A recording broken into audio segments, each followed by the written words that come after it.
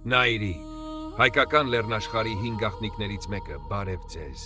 Դուք գտնվում եք Armenia Score History ալիքում։ Այսօր մենք խոսենք Նայիրիի մասին, մի կարևոր պատմական շրջանի, որը մեծ դեր է ունեցել Հայաստանի վաղ պատմության մեջ։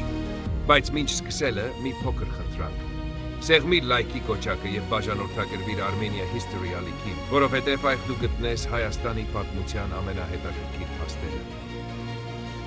Նայիրին հիշատակվում է հին ասորական աղբյուրներում։ Նայիրին եղել է ոչ թե մեկ պետություն, այլ բազմաթիվ փոքր թագավորությունների միություն հայկական լեռնաշխարհում։ Այն գտնվում էր հիմնականում Վանա-Լիճի շրջակայքում եւ ընդգրկում էր մեծ տարածքներ։ Ասորիները Նայիրին անվանում էին գետերի երկիր, քանի որ այդ տարածքը հարուստ էր ջրերով եւ բերրի հողերով։ Նայիրին հաճախ բախվում էր հզոր պետությունների հետ, հատկապես Ասորեստանի։ Ասորական արքաները բազմաթիվ արշավանքներ են իրականացրել Նայիրիի դեմ, փորձելով նվաճել այդ տարածքները։ Սակայն Նայիրի ժողովուրդները երկար ժամանակ կարողանում էին դիմադրել։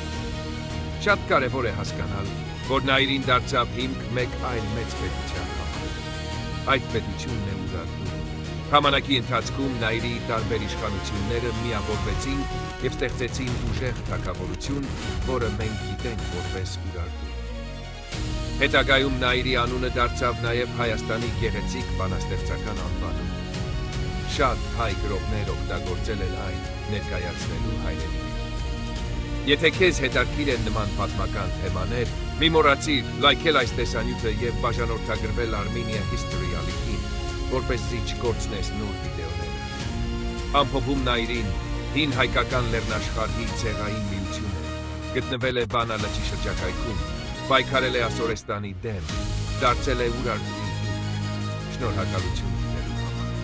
Կհանդիպենք հաջորդ տեսանյութում Armenia History ալիքում։